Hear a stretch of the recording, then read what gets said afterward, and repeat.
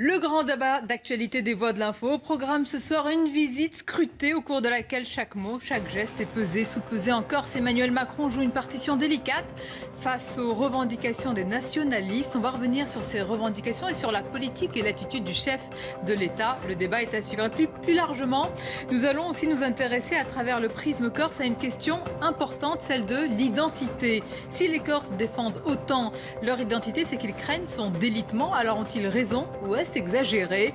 Sur cette question permanente de l'identité, on va en parler. Et puis à partir de 18h30, l'entretien, mon invité, elle est députée de Paris, membre de la France Insoumise, Danielle Obono. Question sur le social, sur les réformes du gouvernement et plus largement sur certaines de ses prises de position qui ont suscité de vives polémiques. Mais d'abord, vos réactions avec le hashtag Les Voix de l'Info. Et pour nos débats, je suis entourée justement des Voix de l'Info du jour. François Dorcival, bonsoir. Bonsoir, Sonia. Éditorialiste à Valeurs Actuelles. À vos côtés, Anne-Claire Ruel, bonsoir. Bonsoir. Spécialiste de communication, fondatrice de l'agence Le Bord. Nous accompagne Serge Raffi, bonsoir. Bonsoir Sonia. Éditorialiste à l'Obs. À vos côtés, Christine Claire, bienvenue, bonsoir. Bonsoir. Éditorialiste et essayiste. Et on accueille Paul-François Paoli, bonsoir. Bonsoir. Vous êtes essayiste, chroniqueur littéraire au Figaro, auteur de nombreux ouvrages, dont le dernier en date aux éditions Artilleur, qui s'intitule L'imposture du vivre ensemble de A à Z. Et je précise au passage que vous êtes corse, né en Corse, de parents, de grands-parents corses. C'est bien cela ? Absolument. Alors un hommage pour revenir sur un moment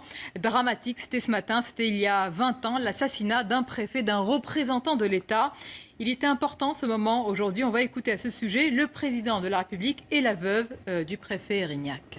Ce qui s'est passé ici, le 6 février 1998, ne se justifie pas, ne se plaide pas, ne s'explique pas.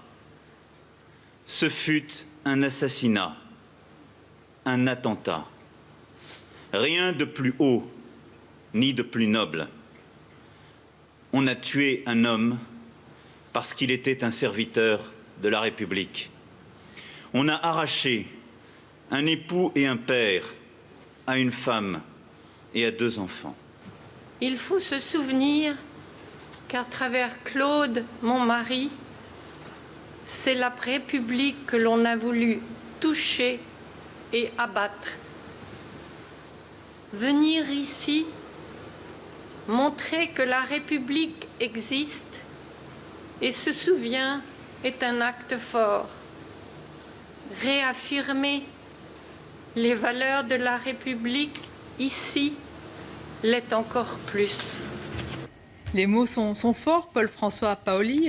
D'abord, évidemment, de la veuve Erignac, avec beaucoup d'émotion et de fermeté. Également du président, assassinat, attentat, un martyr laïque, une mort inacceptable. 20 ans après, cela a toujours la même force et la même émotion. Que pensez-vous du choix de ces mots ? Je pense que Macron a bien parlé. Il dit que ça s'explique pas. Ça s'explique d'une certaine manière. C'est que Erignac a été la victime émissaire d'une propagande et d'une logorée nationaliste qui a d'une certaine manière bourré le mou de toute une jeunesse pendant 30 ans. Et quand vous expliquez à des petits jeunes qui ne sont pas très férus de philosophie politique ni de complexité des choses que quelqu'un est le représentant de l'État colonial, il n'y a pas de raison à un moment donné de ne pas en faire une cible. Donc quand les nationalistes expliquent que effectivement ces jeunes-là, Colonna et ses acolytes et ses camarades sont des marginaux du mouvement nationaliste, c'est vrai, il n'empêche que toute l'idéologie nationaliste allait dans le sens de ce qui s'est produit in fine, c'est-à-dire le fait de cibler un homme qui est le symbolique de l'État républicain. Christine Claire, dans quelques heures, dans 2 heures, le président va donc rencontrer le tandem exécutif corse, Gilles Simeoni et Jean-Guy Talamoni. Mais déjà, de nombreux messages sont passés ce matin avec cet hommage. Oui, ça, évidemment qu'il n'est pas question de rapatrier ce qu'ils appellent les prisonniers politiques, qui est en fait chef d'un commando d'assassins qui ont quand même... il restait en Corse tout de même un sens de l'honneur. Est-ce que c'est le sens de l'honneur d'assassiner quelqu'un, se mettre à 7 pour assassiner quelqu'un dans la nuque? Ça, c'était pas possible. Donc, il a dit vraiment clairement. Et je crois d'ailleurs que Madame Erignac ne serait pas venue si elle n'avait pas eu des assurances dans ce sens. Donc, ça, c'est vraiment très clair et net. Après ça, il y a le « en même temps » d'Emmanuel Macron. peut-être va-t-il accorder un peu plus d'autonomie à la collectivité territoriale.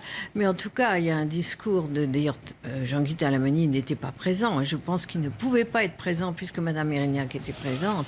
C'était impossible. Mais tout ce qu'il a relancé en reglissant le mot d'indépendance paraît tout à fait incompatible avec les prises d'opposition du président de la République. Et puis, je suis quand même étonnée qu'on n'a pas parlé du tout, dans tout ce débat, d'argent.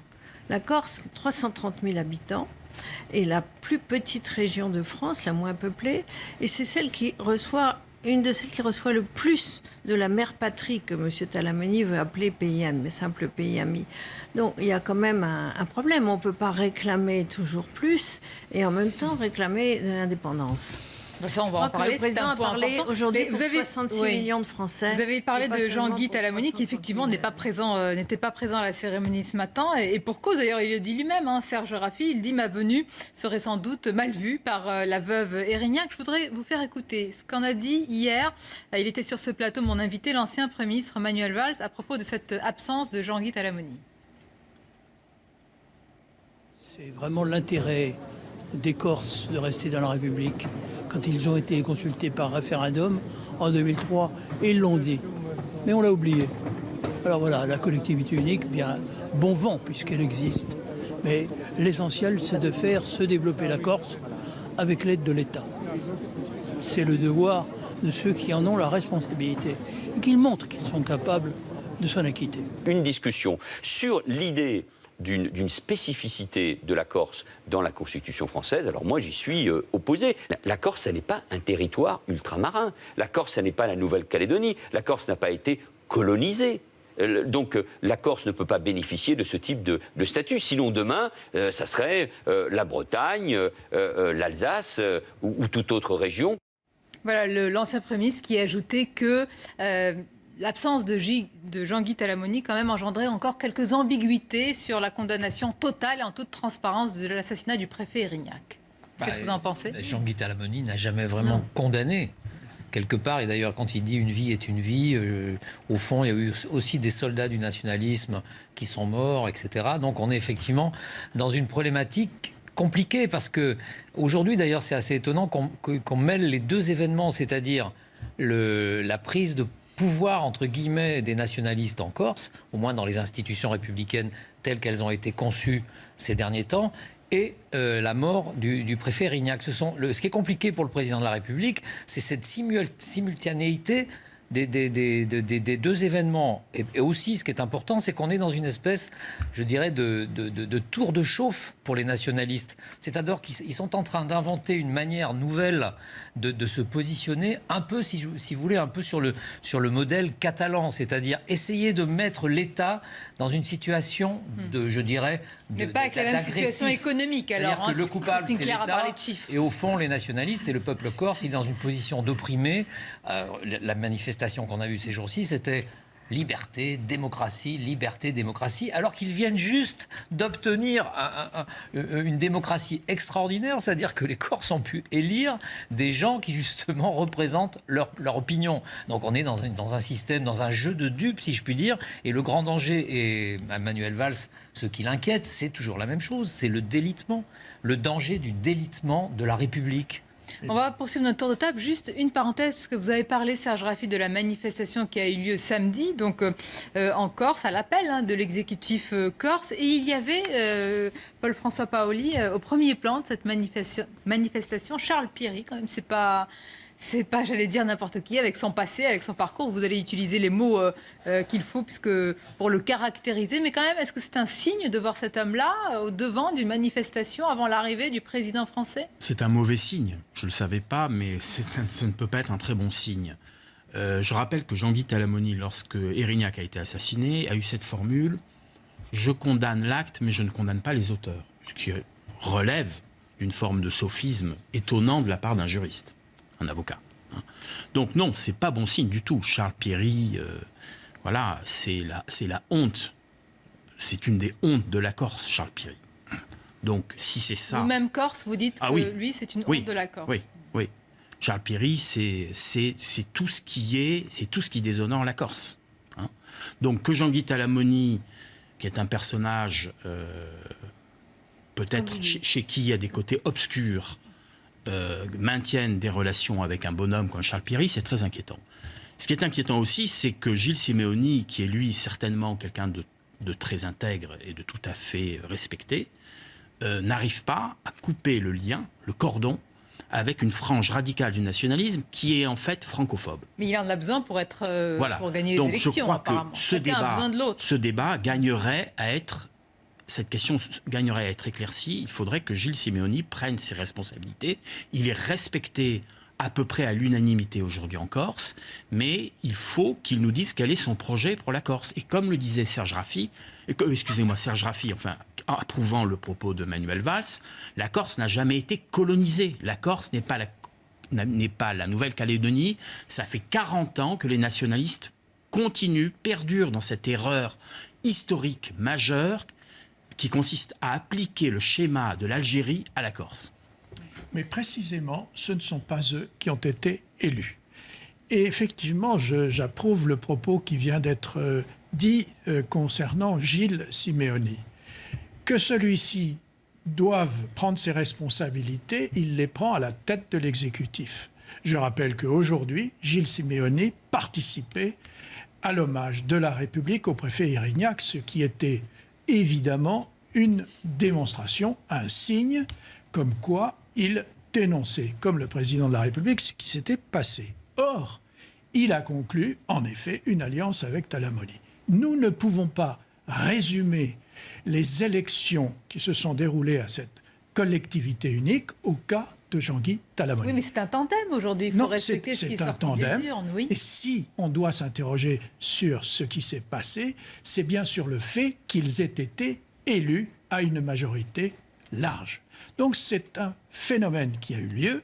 Ce phénomène a eu lieu pour toute une série de raisons dont vous avez évoqué un certain nombre. Certes, ils ont dénoncé le passé, mis fin à la violence et enfin surgissent sur quel problème? Deux. Un, l'identité, en effet, et le deuxième, c'est le territoire. Et ceci n'est pas spécifique à la Corse. Ce mouvement est en train de se généraliser partout en Occident. Et pour quelle raison? Eh bien, parce que, effectivement, les phénomènes identitaires sont entraînés par tout ce que l'on voit comme vagues qui viennent frapper les côtes occidentales. Sur la communication, Anne-Claire Ruel, vous êtes spécialiste de ce domaine-là. On voit bien, c'est une partition délicate pour Emmanuel Macron, comme elle l'a été pour d'autres présidents, mais peut-être davantage pour Emmanuel Macron, parce qu'il y a ce tandem quand même qui a été renforcé dans les urnes. Est-ce qu'on peut être à la fois ferme, très ferme, sur des lignes, des digues infranchissables, et en même temps, puisqu'il va le voir en même temps, si je puis dire, à 19h, ouvert au dialogue, c'est un chemin de crête?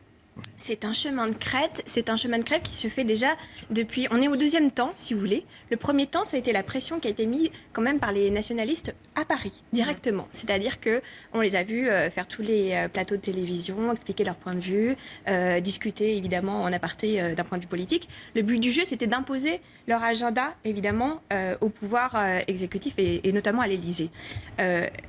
Face à ça, on a 3 autres temps qui arrivent. On a le temps de la commémoration qui vient de s'achever. Commémoration avec un discours qui est quand même extrêmement politique, quand même, pour un temps du recueillement. C'est ce qui m'a frappée, c'est-à-dire que je m'attendais effectivement à... Souvent le cas, oui. Voilà, et c'était beaucoup plus politique. Et sur une ligne de crête, effectivement, on essaie d'être assez ferme. Je pense que le discours est assez... la Corse doit être dans la République indivisible. Les choses sont dites, peser en essayant de ne braquer personne. Vous allez avoir le temps plutôt du huis clos et donc le temps tactique un peu avec d'un point de vue de la communication, juste les photographes pour essayer d'immortaliser d'une certaine façon ce moment, mais qui restera quand même tactique. Et donc, avec le drapeau français. Voilà, avec le drapeau français, parce que c'était négocié effectivement. Oui. Et c'est là où, d'ailleurs, l'Élysée a repris un peu la main, en laissant notamment un peu de flou sur l'agenda. Jusqu'à lundi après-midi, on ne savait pas encore quelle était la teneur des rendez-vous qui allaient se dérouler. Et on va avoir un troisième temps qui va être éminemment politique, évidemment, puisque Emmanuel Macron va cette fois-ci annoncer clairement ses intentions pour ce qui est du devenir de la Corse. Le débat prévu. Demain, voilà, avec une difficulté pour Emmanuel Macron, parce qu'on le voit très bien, c'est quand même, il a été taxé jacobin d'une certaine façon, et en même temps, il a un côté girondin dans le sens de souhaiter une Europe fédérale. Et il se heurte aux difficultés des Corses, qui est un territoire justement populaire. Bien sûr. Et là, il va devoir non pas sortir de l'ambiguïté, parce qu'on connaît quand même sa position, mais en tout cas l'afficher clairement. Paul-François Paoli, 2 questions. D'abord, une question un peu plus personnelle. Est-ce qu'il est possible aujourd'hui, est-ce qu'il vous est possible personnellement de porter une double identité, corse et française, mais dans un esprit de solidarité, d'harmonie? Est-ce que tout se passe bien? Vous hésitez Non, c'est l'idée d'harmonie qui me fait un peu tiquer, parce que j'ai écrit un livre sur la fiction du vivre ensemble. S'il y a une île qui ne pratique pas le vivre ensemble, c'est bien la Corse. Ce qu'aiment les Corses, c'est l'entre-soi. C'est pas le vivre ensemble. Vous le dites de manière assumée, revendiquée presque. C'est évident. Oui. Voilà. Ça, il n'y a aucun Corse qui, les yeux dans les yeux, me contredira. La vraie question, elle est politique. Il faut que les nationalistes sachent où ils veulent en venir et ce qu'ils veulent faire avec la Corse. Alors, vous me posiez la question de la double culture, mais c'est une évidence. Ma culture, c'est le français. Mes origines, c'est la Corse. Je suis un Corse de culture française. Mais quelle est la culture dominante, la culture évidente, la culture spontanée de la totalité des résidents en Corse et des Corses qui vivent en Corse? C'est le français. Monsieur Simeone, je suppose, rêve en français. Il parle français, il écrit français. C'est donc sa culture, si les mots ont un sens. La Corse, la langue corse, l'État, la collectivité, la France a tout fait ces dernières années pour la revitaliser, notamment grâce à l'université de Corté. Beaucoup de choses ont été faites, c'est très bien. Il faut se réjouir d'entendre le corse quand on va en Corse. Il faut se réjouir de voir des jeunes qui parlent le corse, qui transmettent le corse, tout en se rappelant que le corse qui est parlé en Corse, ce n'est pas le corse.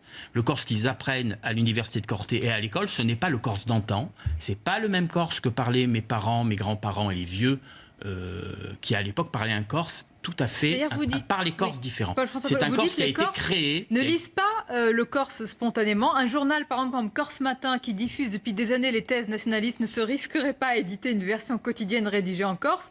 Pourquoi ne donne-t-il pas l'exemple? Pourquoi, par exemple, les éditeurs corses ne traduisent-ils pas Jérôme Ferrari, prix Goncourt 2012 en Corse? C'est un paradoxe. C'est un paradoxe.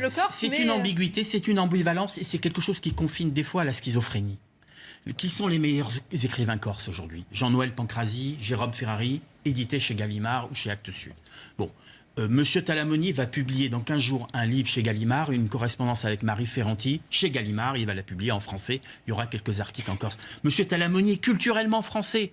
Voilà. Donc, le problème de la double culture, la double culture, il est résolu. Les Corses sont culturellement français et ils sont aussi corses. Il faut qu'ils s'arrangent de cette dualité. D'accord, oui, bien sûr, il y a toujours l'ambivalence. J'en reviens à l'ambivalence du scrutin, de la victoire par 56%.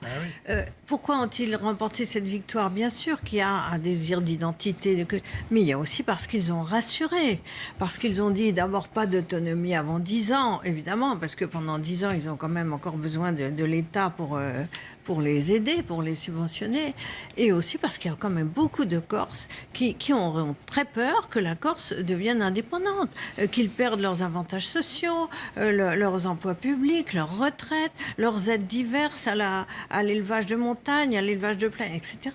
Ils n'ont pas envie. Et puis, ils sont attachés à l'identité corse, c'est possible, mais ils sont attachés aussi pour beaucoup d'entre eux. Le président Macron l'a rappelé, il y a eu de très grands résistants. On était on a évoqué le souvenir de Scamaroni, on a évoqué le souvenir de grands résistants qui ont été, j'allais dire, très français. Donc elle est double, cette culture corse. Et elle se ressent dans le discours des dirigeants corses. Ils n'ont pas intérêt à aller trop loin. Et peut-être sont-ils allés trop loin avec leurs manifestations, avec Charles Pierry en tête. C'était une façon de menacer, de faire pression sur Macron. C'est intéressant, là, le tableau est plus nuancé. Je crois que ce n'était pas le bon positionnement. La Corse a un problème d'identité. Et je rejoins M. Dorcival, c'est pas spécifique aux Corses. Non. Les Occidentaux sont angoissés par la perte de l'identité. Ce que disent les jeunes Corses, c'est vous les Français, vous n'avez plus d'identité. Voilà. Vous nous fatiguez avec vos valeurs républicaines, mais tout ce qui nous reste, c'est notre identité. Alors, Dans cette identité, il y a une part d'imaginaire. Ils n'ont plus, puisqu'ils n'ont plus ni l'hospitalité ni l'honneur. Alors, Ça, je vous laisse la responsabilité de vos propos. Là, je ne suis pas d'accord avec vous. Il y a beaucoup de Corses qui gardent le sens de l'honneur et le sens de l'hospitalité. Mais ce qu'il y a, c'est que l'idéologie nationaliste a commis une erreur, une aberration à la base dans les années 75 avec le FLNC en greffant le schéma du nationalisme anticolonialiste sur la question corse. Je vous rappelle, et c'est un fait historique, ce n'est pas mon opinion, les élites corses, pendant la Révolution française, ont souhaité adhérer à la France. Et Pascal Paoli, en 1802, à la fin de sa vie, a écrit qu'il se réjouissait que la Corse soit enfin française sous le joug de Napoléon. Et ça, ce sont des faits. Sur la recherche d'identité, moi, je pense que c'est le cœur du problème. Et le cœur du problème, c'est pourquoi il y a cette peur d'une perte d'identité. Et je crois qu'il y a un phénomène, on a vu le président de la République parler avec le drapeau, derrière lui, il y avait le drapeau européen, le drapeau français.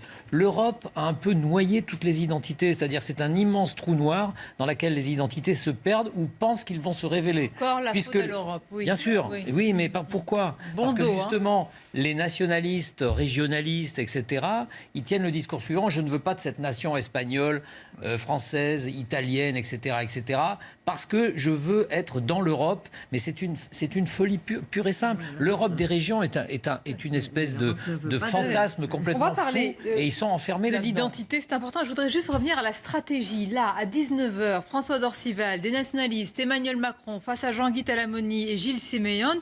On a vu que ce tandem, même s'ils sont très différents, faut-il les appeler un tandem, en tous les cas, ils ont gagné ensemble, affiche le maximum, laisse même entendre, mais je fais attention à mes mots, laisse même entendre parfois une forme de chantage, avec le risque de retour de la violence pour obtenir ou tenter d'obtenir le maximum. Est-ce qu'il y a clairement, parce que tout à l'heure vous avez dit, vous avez parlé de la période passée, des 40 années passées, comme si c'était terminé, une parenthèse refermée. Est-ce qu'on est sûr, est-ce que le retour des cagoulés est toujours un risque, une possibilité malheureusement ? Écoutez, pour le moment, non. Et c'est d'une certaine façon l'engagement qu'ils ont pris pour être élus, sans quoi ils ne l'auraient pas été. Je rappelle qu'au temps de la violence clandestine du FLNC et du reste, les nationalistes corses étaient ultra minoritaires. Ceux qui s'engagent, c'est ce qu'ils ont dit. C'est une négociation qui va durer 10 ans ou plus, peu importe. C'est une négociation. Et pour Emmanuel Macron, il a évidemment une carte à jouer. Cette carte à jouer, il l'a explicitée. Anne-Claire, tout à l'heure, y a fait allusion, le pacte girondin. Il l'a expliqué encore mieux à l'Élysée la semaine dernière. L'article 72 de la Constitution. Pardon d'être dans la technique, mais c'est évidemment dans cette direction qu'on va aller. Parce que cet article sur les collectivités territoriales permet en effet toutes sortes d'élargissements du statut sans même réformer la Constitution. Or, Emmanuel Macron est prêt à réformer une fois de plus la Constitution. Donc on va s'engager dans une négociation. Cette négociation, elle va porter sur un certain nombre de points qui sont très précis et évidemment qui, dans la symbolique politique, vont compter pour les interlocuteurs corses. Alors, on parle évidemment beaucoup des prisonniers. Je rappelle que quand on dit prisonnier, on ne dit pas détenu. Donc déjà, on fait une distinction sur le cas de ces prisonniers. Évidemment, pas d'amnistie pour les assassins de Claude Érignac. Ça ne signifie pas qu'il n'y ait pas d'amnistie pour d'autres. Et peut-être un cas par cas. Au cas par cas. Donc, on continuera ainsi pendant des semaines et des mois à négocier. On va continuer à en parler. Il est tout juste 18h. Bienvenue à vous. Si vous nous rejoignez à l'instant en direct, bien sûr, sur CNews, c'est votre émission de débat et d'actualité, les voix de l'info. Au programme, nous en parlons avec nos invités. C'est une visite scrutée au cours de laquelle chaque mot, chaque geste est pesé, sous-pesé. En Corse, Emmanuel Macron joue, on vous l'a dit, depuis ce matin, une partition délicate face à des nationalistes confortés par les élections et aux revendications réaffirmées. Alors ce matin, c'était le temps de l'hommage, de la commémoration 20 ans après l'assassinat du préfet Érignac. On va écouter le président Macron et puis la veuve Dominique Érignac. Ce qui s'est passé ici, le 6 février 1998, ne se justifie pas, ne se plaide pas, ne s'explique pas. Ce fut un assassinat, un attentat.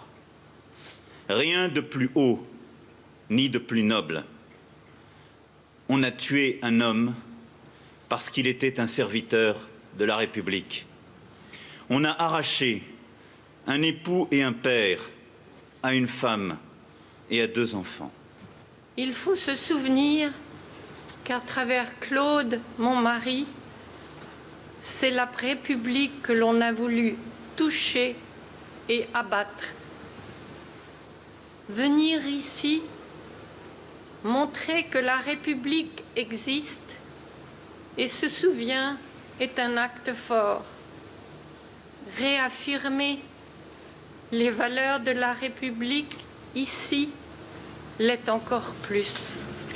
Et sur place, on va retrouver Loïc Signor pour CNews. Et Loïc, Emmanuel Macron va rencontrer tout à l'heure, aux alentours de 19h, Gilles Simeoni et Jean-Guy Talamoni, respectivement le président de l'exécutif corse et celui de l'Assemblée. C'est une rencontre qui est très attendue, au cours de laquelle on imagine que le tandem corse va afficher, va mettre sur la table ses revendications clairement.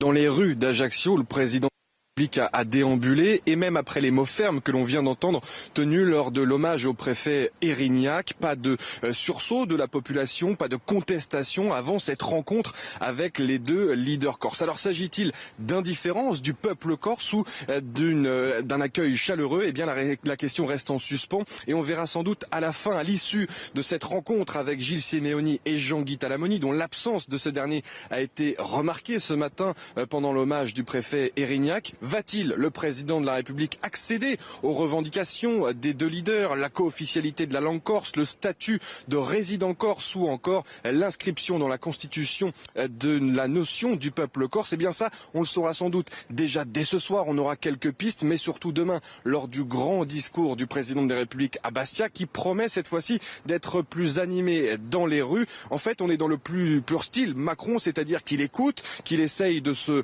concerter avec les principaux acteurs, mais sans doute déjà dans l'entourage du chef de l'État, on indique que les décisions sont prises, et c'est pour cela qu'il est venu ici en compagnie du ministre de l'Intérieur, Gérard Collomb, ou de Madame Corse, comme on l'a appelée, Jacqueline Gouraud. Le gouvernement a été au travail sur ce dossier corse, et nul doute que le discours demain nous donnera de plus fortes indications, au risque de décevoir évidemment les 2 grands leaders que sont Gilles Simeoni et Jean-Guy Talamoni, alors que le paysage politique a été totalement chamboulé à l'issue des élections territoriales il y a quelques semaines maintenant. Emmanuel Macron doit trouver un trou de souris pour essayer d'asseoir sa fameuse doctrine, et en même temps la République, oui, mais une spécificité corse qu'il faut reconnaître, comme il l'avait déjà indiqué lors de sa campagne présidentielle. Merci à vous Loïc Signor. On vous retrouvera justement à l'issue de cette rencontre attendue. Pour le moment, on poursuit notre débat avec nos invités. Nous avons parlé des revendications des nationalistes, de la politique, ou en tous les cas de la fermeté affichée pour le moment par le président français.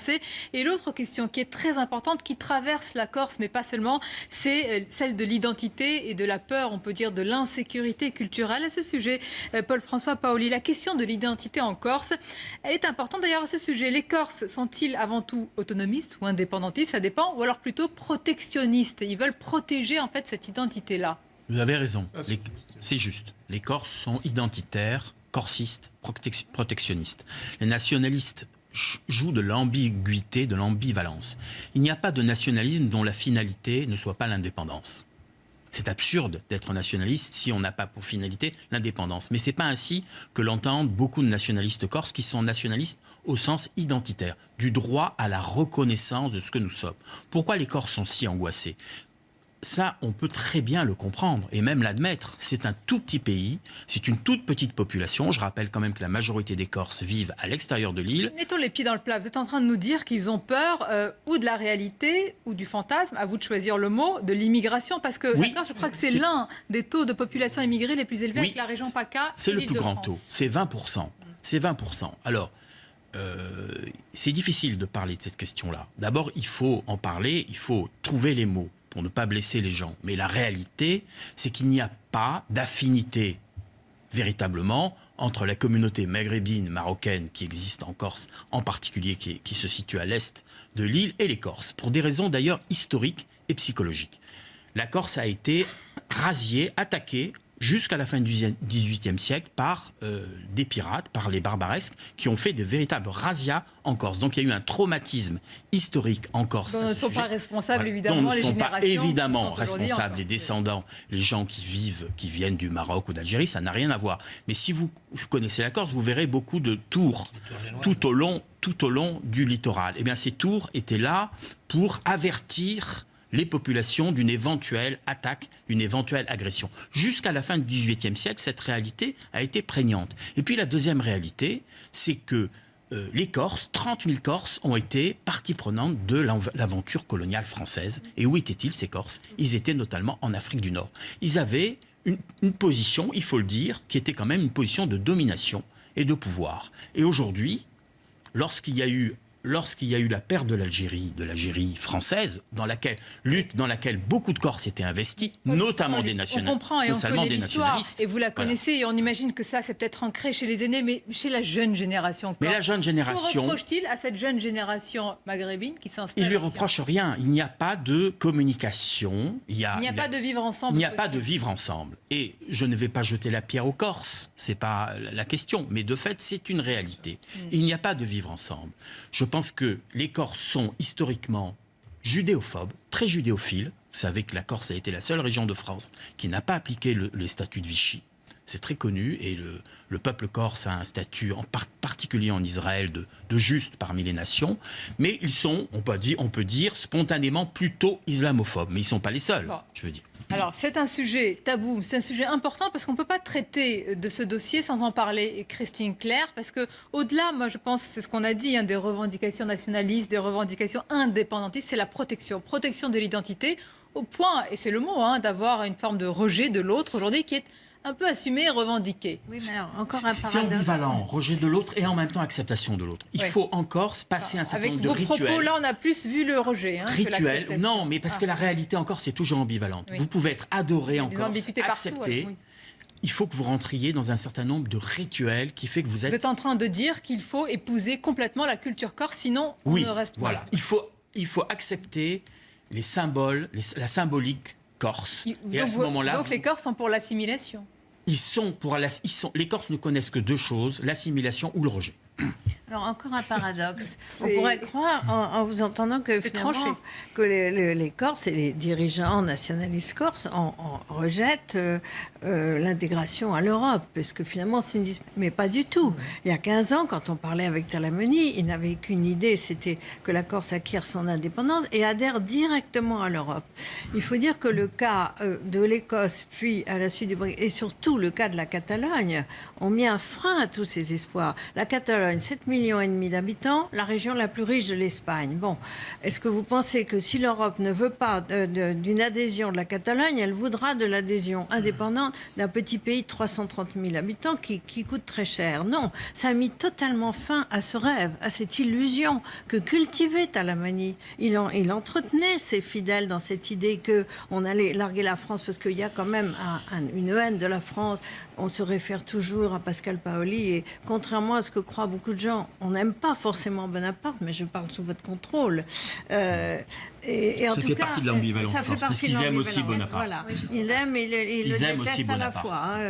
20 000 soldats vomis sur nos côtes, noyant les côtes dans un fleuve de sang. Talamani répète ça dans un ton sombre. Bon, mais donc à l'époque, ils voulaient être européens. Il n'y avait aucun obstacle pour adhérer à l'Europe. Votre analyse est absolument juste. Voilà. Ils sont fédéralistes et ils ne veulent pas. Et voilà. Ils sont échaudés. Mais en réalité, la question qui obsède les Corses aujourd'hui, il n'y a pas d'autre espoir que la France. Mais la question qui obsède les Corses aujourd'hui, qui obsède en tout cas, qui est importante, qui est la question de l'identité. Est-ce qu'elle ne hante pas, et je vous pose de la question, François d'Orcival, Anne Clairol, toute la France périphérique et toutes les classes moyennes et populaires, avec cette question d'ailleurs, je l'ai noté, qui avait été formulée par le géographe Christophe Gully, qui dit ceci, qui formule en fait cette angoisse: vais-je devenir minoritaire dans mon île, mon village, mon quartier? C'est ça l'angoisse. Et je crois que Gully dit aussi que derrière l'insécurité culturelle, vous avez une insécurité sociale. à la base. C'est-à-dire que, et d'ailleurs, alors c'est peut-être une haine de la France, mais vous avez une forte porosité avec l'électorat frontiste aussi à la présidentielle. Donc ça, c'est quand même à prendre en compte, avec la revendication des racines chrétiennes, avec effectivement une forme de, je ne sais plus comment on l'appelait du coup, d'après ce que vous avez dit, mais un rejet quand même des populations immigrées. Vous avez... Je dirais pas ça, parce que c'est pas tout à fait ce que j'ai dit. J'essaye de... Voilà, c'est complexe, si vous voulez. Nuançons, voilà. Mais je pense qu'effectivement, c'est une forme de France des périphéries. On se heurte à cela, à ce problème identitaire qui est un concentré en fait de tous les mots entre guillemets français et qu'on voit ici poindre. La Corse est très française par ses difficultés, exactement, par les difficultés, c'est exactement. Mais tout de même, ça. Ce qui est incroyable dans notre monde républicain, dans notre ère du temps, etc. Le soir de la victoire des nationalistes à l'Assemblée territoriale, ils chantent. Et qu'est-ce qu'ils chantent? Le Salve Regina. Oui. C'est quelque chose qui, on se dit, c'est propre à la Corse. Oui. Et ça a une signification. Alors naturellement, c'est historique, ça remonte au XVIIIe siècle et tout, mais ça a une signification actuelle. Et évidemment, vous avez raison de le rappeler, si Gilles Simeoni n'avait pas appelé à voter Macron, c'était Marine Le Pen qui était en tête. Absolument. En Corse. Bon, alors ça a aussi une signification. 48,5% Marine Le Pen. Absolument. Et le chant dont vous parlez, c'est un chant italien. Oui, parce que précisément, il parlait italien à l'époque. Voilà. Je crois qu'il faut revenir un peu sur la nature du vote des nationalistes. Oui. On a évoqué, 56%, c'est vrai que c'est énorme, mais est-ce que ce sont des gens qui ont tous voté pour le nationalisme ou l'indépendantisme? Non. C'est plus compliqué que ça. Et c'est un vote identitaire. Laissez-moi finir. C'est le fait que ces gens-là en avaient assez d'une certaine forme de clientélisme à la Corse, qui parfois dérivait vers une forme de mafiosisation de la vie politique, et donc avec la sensation chez beaucoup de Corses d'être pris dans une espèce d'étau qui les empêchait aussi d'évoluer. Et donc ça s'appelait une forme de dégagisme. Et d'ailleurs, Gilles Simeoni, lui, l'a quand même laissé entendre dans ses premiers discours. Le problème, c'est qu'il est un peu pris dans le piège lui-même de la situation politique, puisque qu'est-ce qu'on entend? On entend des gens qui nous disent, au fond, la guerre est finie. Parlent de guerre, les gens, les nationalistes, surtout les indépendantistes. La guerre est finie, donc, comme dans toutes les guerres, eh bien, il faut l'amnistie générale.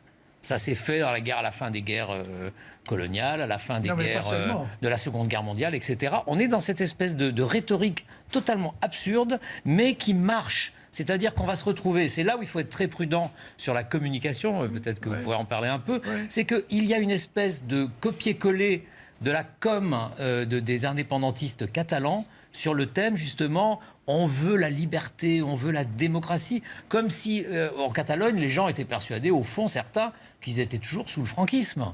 Alors qu'il y a quand même 30 ans de démocratie, 40 ans en Espagne, etc. Et en Corse, on est dans une situation absolument incroyable, c'est que la plus belle preuve de démocratie, c'est l'élection de Gilles Simeoni et de M. Talamoni dans les deux grandes instances de la Corse unifiée. Pour aller plus loin sur cette élection, est-ce que vous pensez que les Corses pensent que le reste de la France est encore dans le déni de l'insécurité culturelle, de ce risque sur l'identité? Est-ce que vous pensez, et vous-même, que les Corses sont en avance sur l'instabilité ou l'insécurité culturelle, ou au contraire, est-ce que c'est pas un peu exagéré, justement? Je pense que la question de l'insécurité culturelle, comme l'a démontré... Vous la ressentez vous-même?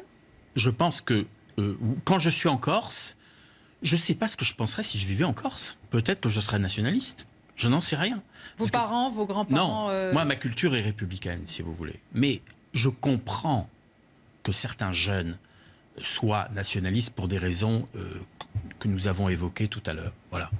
Donc, ce que je reproche aux nationalistes, ce n'est pas leur affectivité, ce n'est pas leur culte, leur identité, leur culte de l'identité. C'est de ne pas être clair avec leurs objectifs politiques. Je suis tout à fait d'accord avec ce qu'a dit. Alors, est-ce qu'on peut engager un dialogue aujourd'hui avec des gens qui ne sont pas clairs? Absolument, c'est possible. Si Gilles Simeoni prend un engagement et qu'il dit « La Corse est un territoire français », le peuple corse est partie prenante du peuple français, alors beaucoup de choses sont possibles.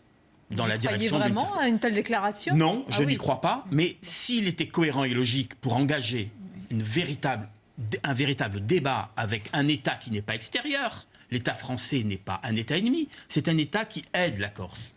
Oui, il emploie beaucoup le mot de la République. Voilà, il emploie le mot de la Bien sûr, République. bien sûr. Il a dit, contrairement à Bien sûr. Talamoni, la Corse fait partie de la République. Oui. Qu'il aille un peu plus loin. Il a qu'il dit dise la Corse également, et fait Jean-Guy partie de la Talamoni a aussi dit, Il se sépare de Christine Claire. Talamoni. Voilà. Si ceci va plus Oui. loin, il se sépare de Talamoni. Oui. Oui, mais pour Donc, le il y a moment, un jeu de c'est rôle, presque le même discours. En tous oui. les cas, Jean-Guy Talamoni, Serge Raffi dit que, en fait, c'est ce que vous avez dit, il y a eu une guerre, et donc il faut aujourd'hui tenir compte de ceux qui sont tombés des deux côtés. Parce qu'on est en ce moment, on est dans la rhétorique du pressing. C'est-à-dire, vous avez d'un côté les nationalistes qui ont gagné et qui savent qu'ils font une course contre la montre avec l'État français. Il faut aller très vite, profiter de ce moment magique, de cette victoire extraordinaire, et donc faire pressing au maximum sur l'État français, alors que le président de la République, lui, sa stratégie, c'est l'inverse. C'est au contraire de diluer le maximum de ses revendications dans un calendrier qui peut durer 6 mois, 1 an, 2 ans, 3 ans, parce qu'en plus, évidemment, quelles que soient les décisions qui seront prises, il y aura quand même des épisodes législatifs, voire constitutionnels, qui vont intervenir, et tout ça va durer longtemps. Donc lui, il joue la montre, et en face de lui, il y a des gens qui savent qu'il faut qu'ils aillent vite pour une raison très simple, c'est que là, maintenant, il va falloir qu'ils gouvernent l'île. Donc on va voir aussi leur capacité à gouverner, à développer l'île, etc.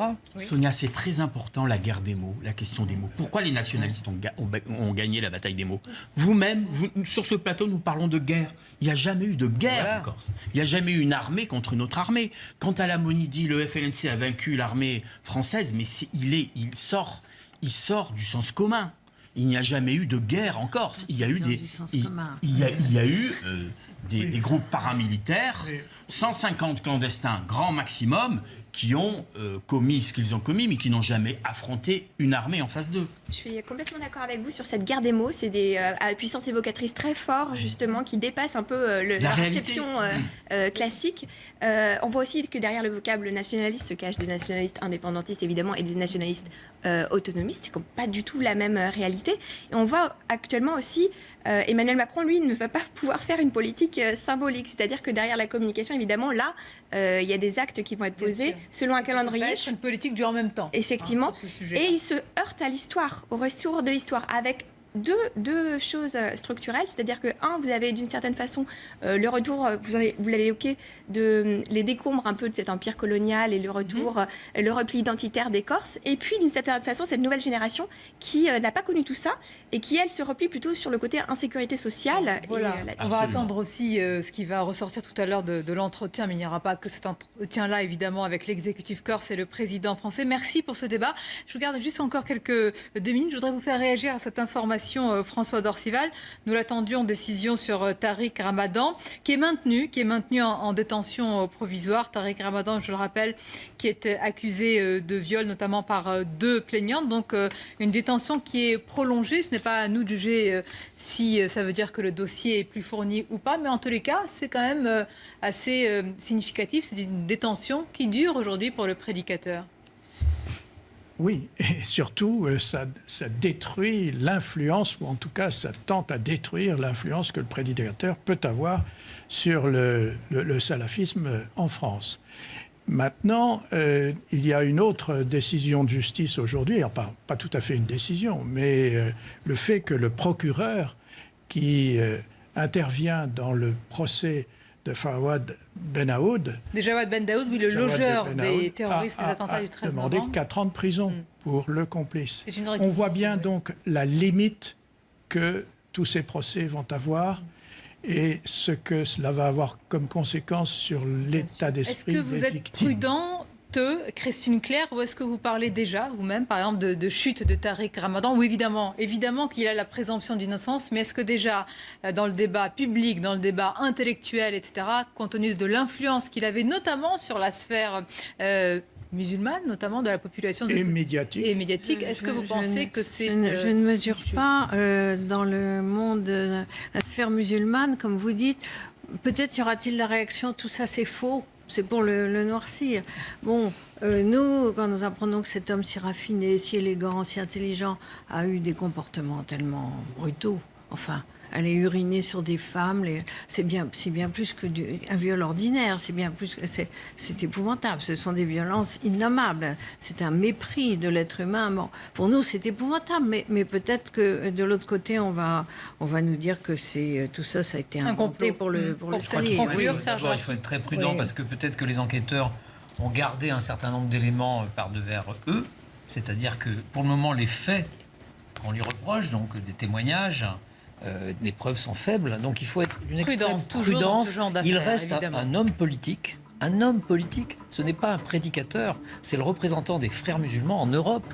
Tariq Ramadan, c'est pas n'importe qui. Au-delà de ça, il y a une vraie stratégie de conquête intellectuelle, culturelle des frères musulmans en Europe, et il était un des piliers de cette volonté-là. Effectivement. Je vous remercie pour cette réaction et plus largement pour ce débat. Merci Paul-François Paoli, Christine Claire, Serge Rafi, François Dorcival et Anne-Claire Ruel. Restez avec nous sur CNews à suivre un nouveau journal. Nous parlerons de la visite d'Emmanuel Macron, de la neige également et du froid. Et puis, dans quelques instants, l'entretien. Mon invité, elle est députée de Paris et membre de la France Insoumise, Danielle Obono.